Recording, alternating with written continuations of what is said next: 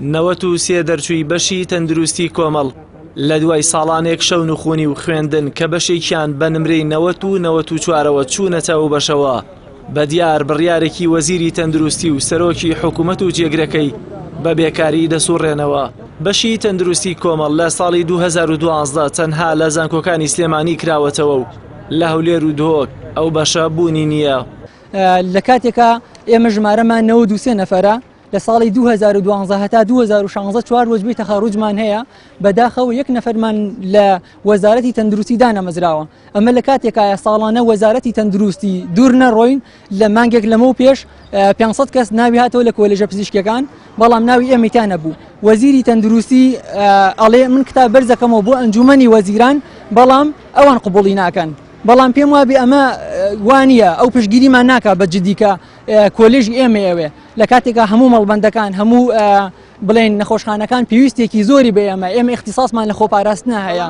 لەگەر ناوچەگرێتی نەبێ ئەمە بەشەکانی ئێمە ئێستا لە بەڕێبەرایەتەکان لە بنکەکان لە مەڵبەندەکان هەمووی دەرچووەکانی لە شوێنەکانی ئێمە چۆڵە بە پزیشکی گشتی لە نەخۆشخانەکان بەشی پێش کۆنتترۆل کە بەشێکی خۆپاراستنە کۆلیژی پەرستاری بەڕێوێ بە لە حالیان ئێستا کۆلیژی پەرستاریان کشاونەتەوە لەو بەشەکانی ئێمە چۆڵە خەستخانەکان لە ڕووی کوالیتیەوە بۆ پاراستنیان لە ڕووی ئینفێکشن کۆنتترۆلەوە چۆڵە.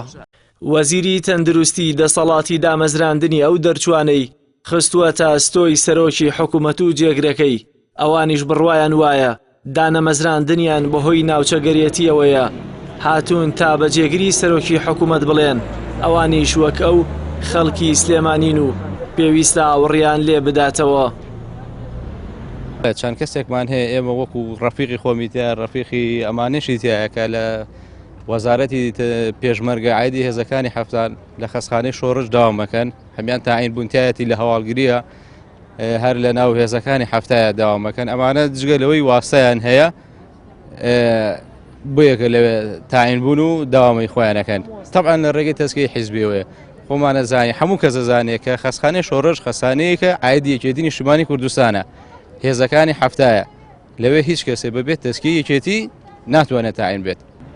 شوێنی ئەم دەرچوانە لە نەخۆشخانەکاندا تایبەتمەندی خۆی هەیە بۆ خۆپاراستن لە پێش نەخۆشکەوتن کەچی لای وەزارەتی پێشمەرگە بە تەسکیەی حیزبی چەند کەسێکیان دامەزراون و وەزارەتی تەندروستیش بە پەرستار شوێنی ئەوانی پڕ کردووەتەوە.